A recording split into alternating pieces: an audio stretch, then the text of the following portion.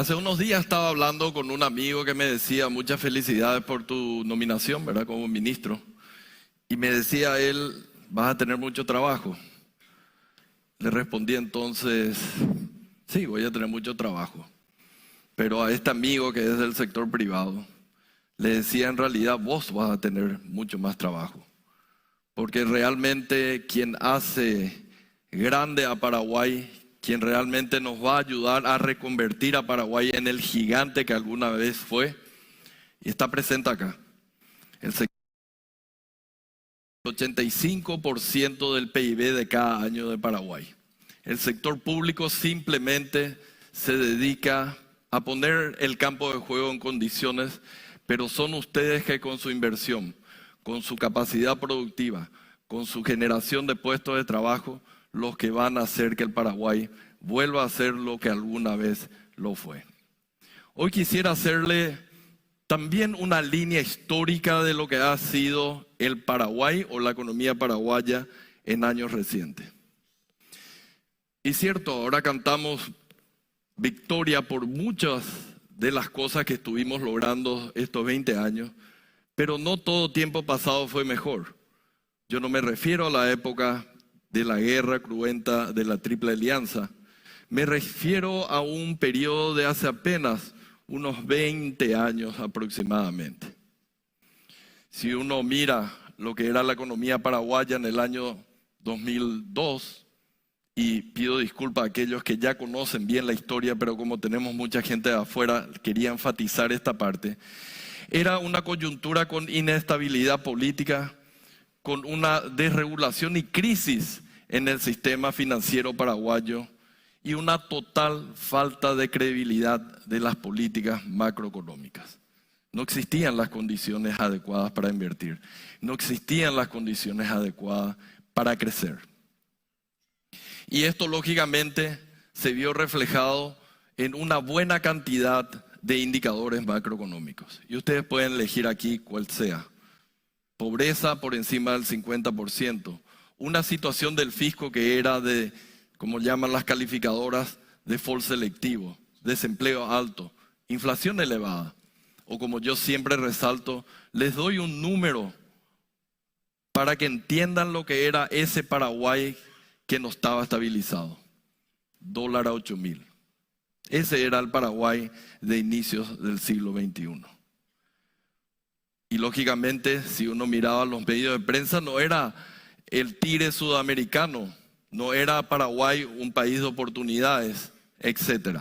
Estos eran los titulares cuando eso, referente a la muy... Pero ahí tuvimos una virtud. Y dijimos, nos pusimos de acuerdo y entre todos, y aquí hay que incluir a la clase política a quien muchas veces criticamos, nos pusimos de acuerdo que no podíamos seguir de esa manera porque no estábamos realmente sirviendo a todo el pueblo paraguayo. Y empezamos a realizar una serie de reformas, las más básicas que tiene que tener un país, ya sea en el aspecto fiscal, en el aspecto monetario, y empezamos a marchar hacia adelante. Cuando empezamos a estabilizar lo que yo siempre llamo esa mesa que tiene 4 patas y esas 4 patas las empezamos a ajustar. La política fiscal, la monetaria, la cambiaria y por supuesto la del sector financiero. Fue fundamental ese proceso de reforma 20 años atrás y gracias a eso sí podemos ahora decir Paraguay sí es un país que tiene una historia de resiliencia en América Latina. Es bueno conocer el pasado, de tal manera a no volver a repetir los errores que cometimos en ese pasado tan reciente.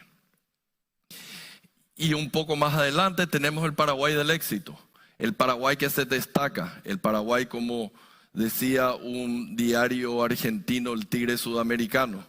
Era una historia de resiliencia y esto estoy hablando antes de la pandemia, después veremos más adelante lo que fue después de la pandemia, pero Paraguay se empieza a destacar y ustedes pueden ver cualquiera de los números macroeconómicos referentes de referencia usual, y tenemos que Paraguay se destacaba con un crecimiento mayor al que tenía el promedio de América Latina, con una inflación menor al que tenía el promedio de América Latina, con una situación fiscal que era la envidia de muchísimos países de América Latina.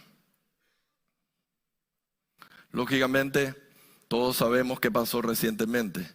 No hubo uno, no hubo dos, hubieron una cantidad de choques que no permitieron o que descarrilaron esta locomotora en la cual nos íbamos.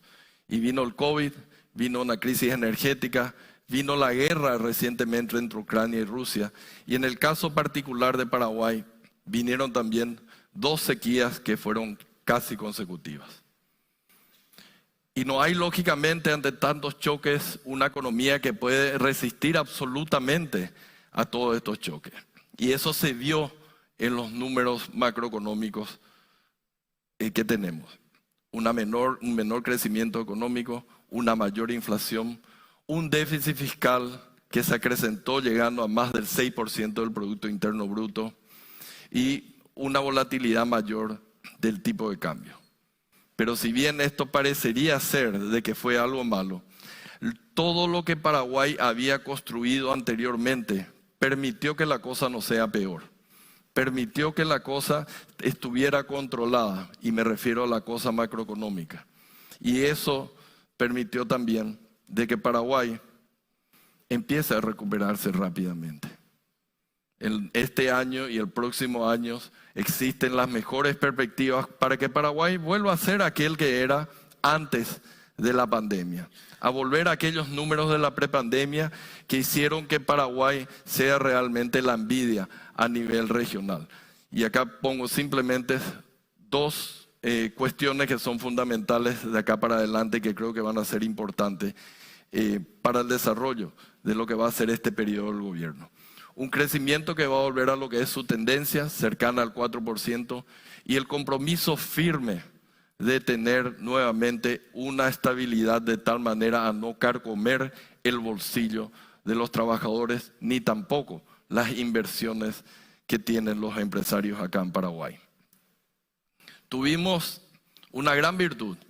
Pudimos usar aquel espacio fiscal y monetario que habíamos construido durante mucho tiempo, y lo usamos fuertemente durante la pandemia. Pero es fácil usar cuando hablamos de emitir más, tener más déficit, usar las reservas, etcétera, pedir prestado, etcétera, etcétera. Pero yo creo que la mayor virtud, y en la cual tenemos que destacarnos de acá para adelante, es empezar a corregir muchos de los desequilibrios macroeconómicos que tuvimos en los años recientes debido al fenómeno de la pandemia, de la sequía, de la guerra entre Rusia y Ucrania. Y lógicamente ustedes pueden no creerme todo lo que les estoy diciendo, pero creo que pueden mirar qué dicen de nosotros las calificadoras de riesgo. Y más que eso, ¿qué dicen de nosotros los mercados? Porque las calificadoras de riesgo, dentro de todo, es una cuestión analítica desde un escritorio.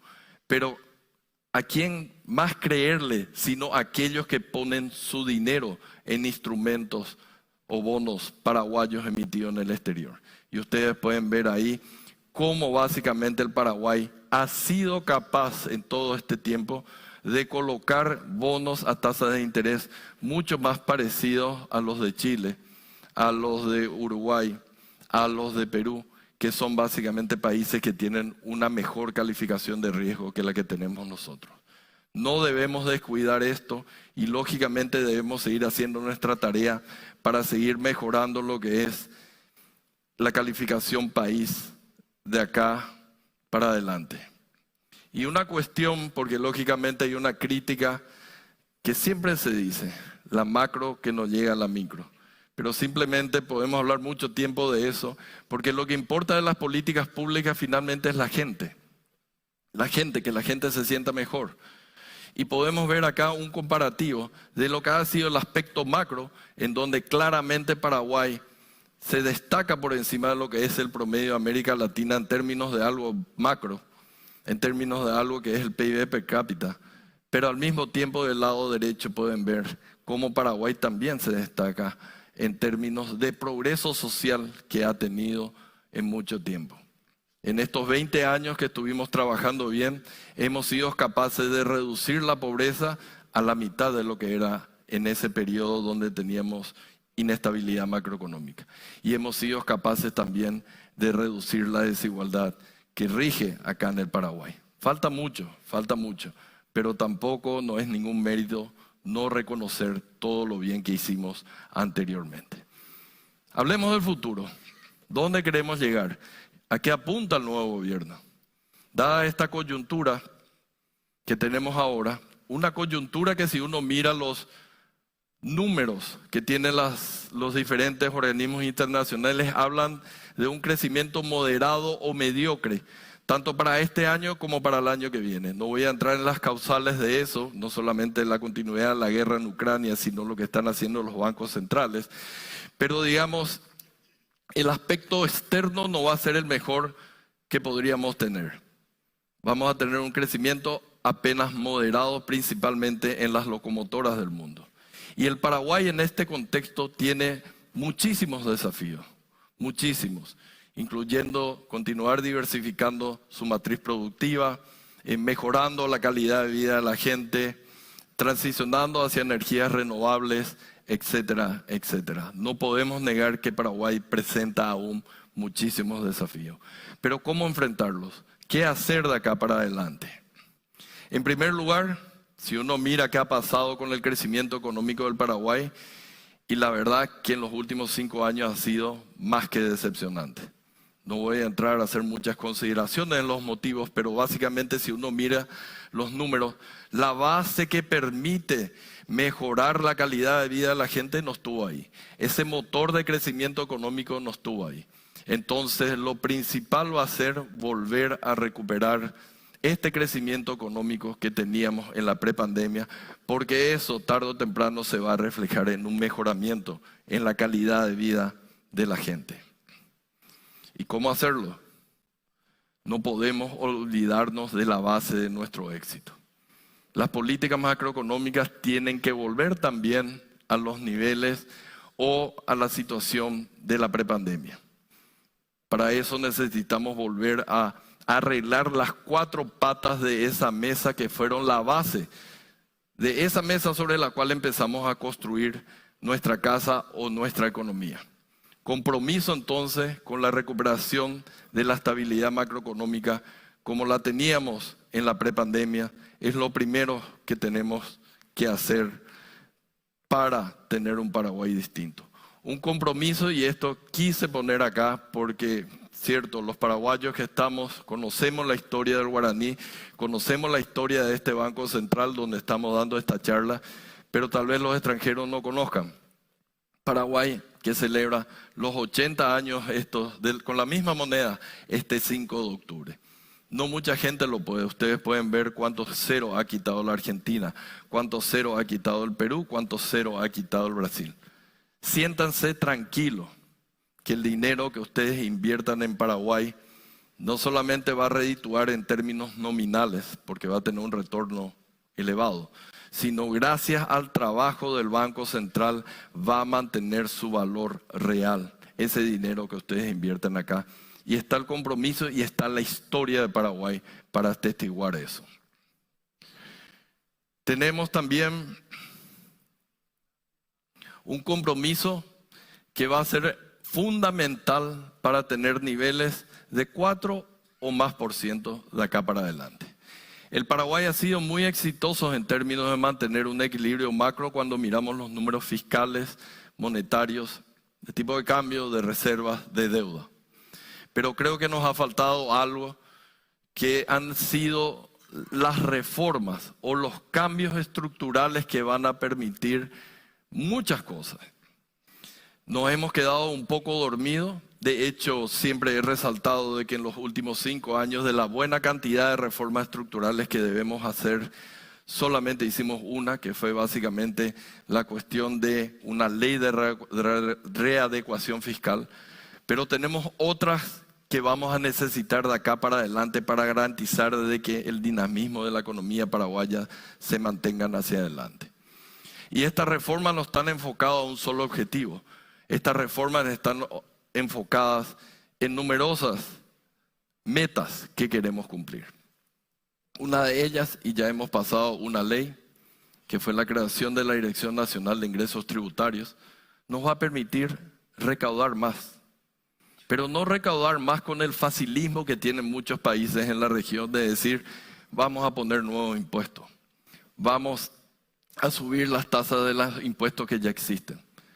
El compromiso, señores inversionistas, en Paraguay no van a subir los impuestos de acá para adelante.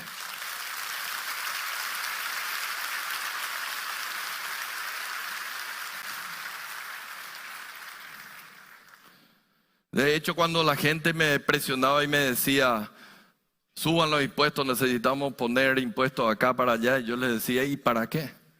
¿Para qué vamos a subir más impuestos si vamos a seguir gastando de la misma manera? Acá necesitamos hacer una gran reingeniería del gasto público, una gran reingeniería.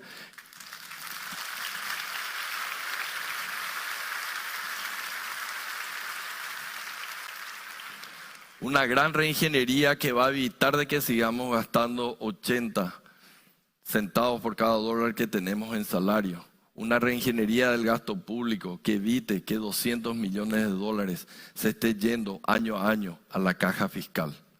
No podemos siquiera pensar, y a mí personalmente creo que al presidente también no le da la cara para decirle, páguenos más impuestos, si seguimos desperdiciando los recursos que tiene el Estado de esta manera. Necesitamos esos recursos, gastar mejor, para que con la misma base tributaria podamos cumplir muchas de las promesas que tenemos. Una promesa, por ejemplo, de seguir haciendo de Paraguay un centro de conexión acá en Sudamérica, y para eso necesitamos infraestructura. Y ahí en infraestructura no es solamente el Estado. Quisiera llamarles a ustedes para que vengan con nosotros y sean nuestros socios, parceiros, como dicen los brasileros, en muchas de las construcciones que vamos a estar llevando adelante en términos de infraestructura. La participación del sector privado va a ser fundamental de acá para adelante, porque el Estado no tiene la capacidad para financiar el 100% de las obras de infraestructura que se van a necesitar de acá para adelante. Y necesitamos recursos para cubrir las promesas sociales que hemos hecho durante la campaña, sea en términos de salud, educación o vivienda. Necesitamos esos recursos. Por eso es que necesitamos gastar mejor, mejorar la eficiencia del gasto público. Que esta que se llama eficiencia del gasto público no sea simplemente tinta que quedó en un reporte del Banco Interamericano de Desarrollo que salió en el año 2019. Nosotros necesitamos poner esa reforma para mejorar el gasto público ya en práctica. Y lógicamente, todo esto que vamos a hacer va a ser simplemente para lo que le dije anteriormente, para que ustedes trabajen más, pero trabajen más y mejor. Ustedes son los que generan el empleo en este país. Ustedes son los que invierten en este país. Y necesitamos contar con ustedes, con la actividad de ustedes, para la creación de miles de puestos de trabajo, de tal manera a darle realmente un mejor estilo de vida, una mejor calidad de vida para todos los paraguayos. Por último, quisiera hablarles de algunas áreas de oportunidades que están acá en el Paraguay y que tal vez no conozcan. Como dijo el presidente, este país posee un capital extraordinario. Tenemos la mayor reserva del mundo. Compartimos, lógicamente, con otros países en términos. Tenemos una tierra que da hasta 2 cosechas por año. Gracias a la construcción hace mucho tiempo de emprendimientos binacionales, tanto con Brasil como con Argentina. Somos un país verde, aunque nos quieran presentar como un país feo. Y de eso voy a hablar un poco más adelante. Y finalmente, clave para que ustedes tomen la decisión, Somos un país en donde se desconocen básicamente catástrofes naturales y eso lo pone en una situación de privilegio para algunas inversiones que podrían realizarse acá en el Paraguay. Paraguay pequeño, cierto, pero con una capacidad productiva increíble. Y realmente es un líder en la lucha mundial contra la inseguridad alimentaria. Y va a seguir siendo un líder por lo que tenemos de agua, por lo que tenemos de tierra fértil y principalmente por lo que tenemos. Básicamente en términos de seguridad jurídica, los inversionistas pueden venir a invertir para ayudar a producir, para luchar contra este flagelo de la inseguridad alimentaria a nivel mundial. Pero no solamente somos agro. Paraguay se ha venido diversificando a lo largo de todo este tiempo. Y si uno mira los números duros, uno puede ver, por ejemplo, que el agro ahora representa 10% del PIB. Ya no somos ese país en donde era eminentemente agrícola, ¿cierto? Estamos orgullosos y vamos a seguir apostando por ese agro, vamos a seguir ayudando a que se sigan produciendo más alimentos para el mundo, pero estamos cambiando y ahí surgen nuevas oportunidades. Gracias a la caída en términos de pobreza, hay mucha gente, cierto, que quedó cerca de los niveles de pobreza, pero hay una clase media pujante. El Paraguay de hoy, en términos de servicios o de demanda de servicios, es un país muy diferente a lo que era hace unos años. Tenemos la maquila, un éxito en donde el gobierno mismo lo ve con muy buenos ojos, este gobierno lo ve con muy buenos ojos. De menos de 200 millones de dólares ahora representan el 10% de las exportaciones de Paraguay y gracias a algo que muchas veces es criticado, el acuerdo Mercosur, que nos permite el acceso a un gigante como lo es Brasil. Acá hay muchísimas oportunidades para seguir expandiendo. Ya tenemos textiles, farmacéuticas, plásticos, autopartes, pero hay un mundo de oportunidades porque no piensen cuando vengan acá o no piensen cuando ya están acá y producen de que el único mercado que existe es el mercado de 7 millones de habitantes de Paraguay. Tenemos un mercado gigantesco de 300 millones de habitantes. Piensen en eso y piensen en las facilidades que le da Paraguay. Un Paraguay que cuando uno mira históricamente decía, estamos en el corazón de América, sí, pero eso era algo muy emocional. Pero básicamente lejos de todo, lejos de la montaña, lejos de la playa, decíamos que estábamos lejos de los principales centros urbanos y esa era la filosofía que teníamos. Pero ahí empezamos a descubrir el Paraguay, pero si está a 1 hora de las principales capitales, como dijo el presidente recientemente. Cerca de todo en realidad, no lejos de todo. Y aparte de eso, como ya mencionó también el presidente, clave para todo lo que es la logística de comercio acá. Logística que dio muchos dolores de cabeza recientemente, luego de la pandemia y durante la guerra Rusia-Ucrania. Estamos a mano de los principales centros de consumo, por la hidrovía, por la bioceánica, un país extremadamente competitivo. Y quisiera resaltar algo que decía un economista que creo que todos conocen, Jeffrey Sachs, con todas las virtudes para convertirse en un centro tecnológico por todo lo que tenemos de energía y también lo que mencioné recientemente, porque no tenemos una historia de catástrofes naturales. Ahí hay una oportunidad en el Paraguay. Y esto es lo que les decía. Van a ser fundamentales las asociaciones público-privadas para llevar adelante numerosas obras de infraestructura que aún nos faltan. Y acá van a haber numerosas oportunidades para trabajar con ustedes. Y quisiera enfatizar algo que muchas veces no destacamos cuando hablamos o hacemos exposiciones. El Paraguay, sí, nuestra bandera es roja, blanca y azul, pero es un Paraguay verde. Es un Paraguay que respeta y tiene leyes para preservar su patrimonio natural.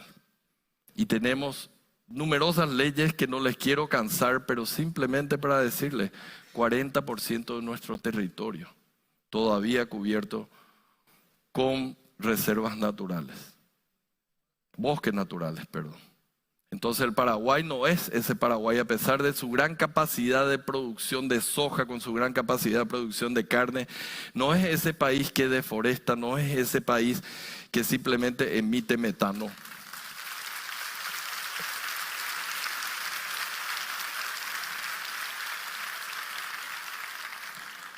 El Paraguay, señoras y señores, es un país verde y está el compromiso para que desde el gobierno y con ayuda del sector privado mostremos las virtudes de todo lo que realmente hace nuestro país para ayudarle a compensar lo que otros países del mundo realmente están haciendo en términos de daño climático.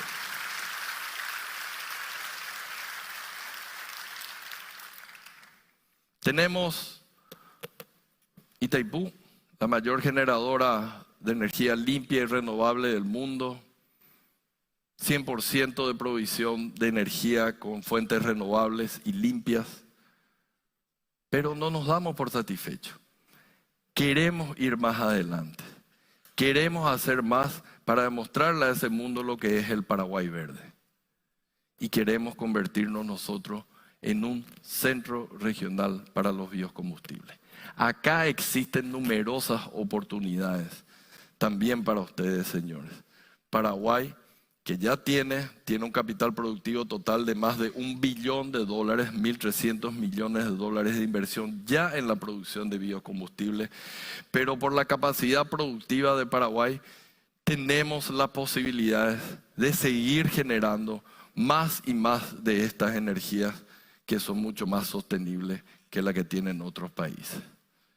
Pero tampoco nos damos por satisfechos con eso. No existe mejor lugar en el mundo en donde se pueda producir mayor cantidad de la llamada energía del futuro, hidrógeno verde.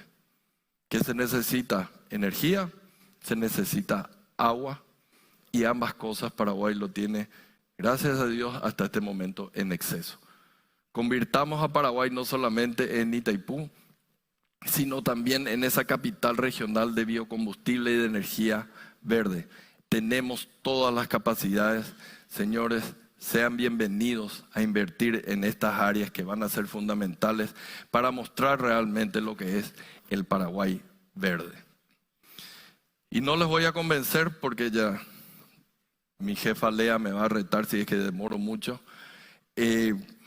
Simplemente para recordar lo que son los, digamos, ventajas que se tienen al invertir en Paraguay. Esto va más para la gente que desconozco. Una serie de leyes que facilitan que ustedes traigan su capital y no le estemos matando con un 40% cuando quieran retirar o con una devaluación o lo que sea. Las leyes están acá hechas para que básicamente nacionales y extranjeros puedan hacer negocios, puedan hacer bien. Y eso que estoy en el gobierno gasta mal. Preferimos que ustedes sean los que gasten finalmente y decidan si es que quieren invertir o consumir.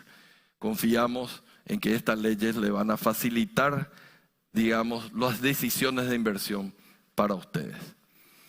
Y algo que da mucho dolor de cabeza, la burocracia. El compromiso de este gobierno de seguir avanzando en la desburocratización de los procesos administrativos para hacer un clima de negocio más favorable.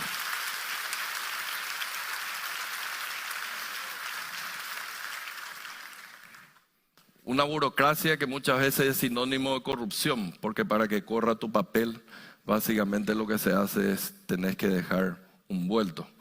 Eso tenemos que evitar. Y desburocratización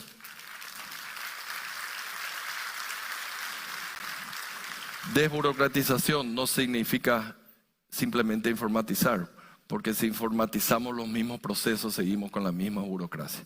Vamos a simplificar todos los trámites para que sea mucho más fácil a todo el sector privado tomar las decisiones e implementar las decisiones que ustedes lo hagan. Tenemos una baja carga fiscal, dicen algunos, yo le llamo una carga fiscal competitiva, adecuada, suficiente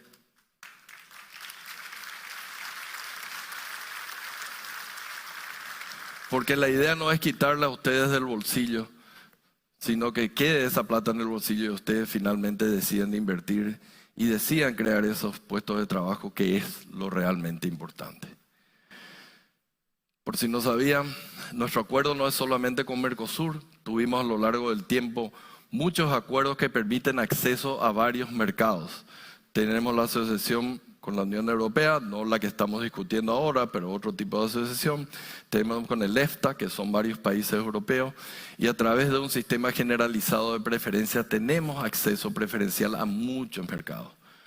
Creo que muchas veces es por desconocimiento que no estamos explotando todas estas ventajas que tenemos. También el compromiso del gobierno para fomentar mucho más el conocimiento hacia el sector privado de estas ventajas de tratados arancelarios que tenemos con muchos países del mundo, de tal manera que ustedes pueden explotar mejor. Por último, todo lo que diga no vale, pero sí podría valer lo que dice alguien totalmente fuera del gobierno, de diferentes gobiernos que han pasado acá en Paraguay, como la Fundación Getúlio Vargas. Claramente y sostenidamente, porque esto es algo que viene, yo me acuerdo de la época que estaba en el Banco Central, cuando empezamos a tomar conocimiento de este índice, Paraguay se posiciona entre los mejores países de la región para hacer negocios. Todo lo que les he dado, digamos, hoy, básicamente significa el compromiso del gobierno de dejarlos a ustedes el campo en condiciones adecuadas para que empiecen ustedes a realizar el juego que se necesita, a jugar fútbol. No nos toca a nosotros hacer crecer la economía. Son ustedes que con su trabajo van a hacer crecer esta economía y van a hacer volver al Paraguay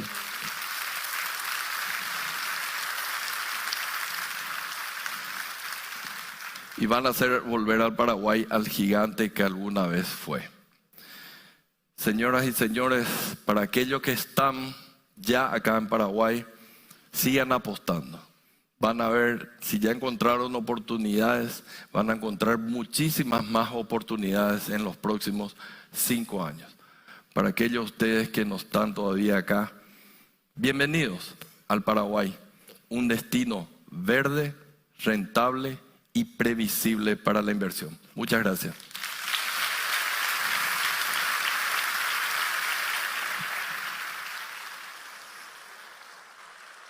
Fueron las palabras de Su Excelencia Carlos Fernández Valdovinos, ministro de Hacienda.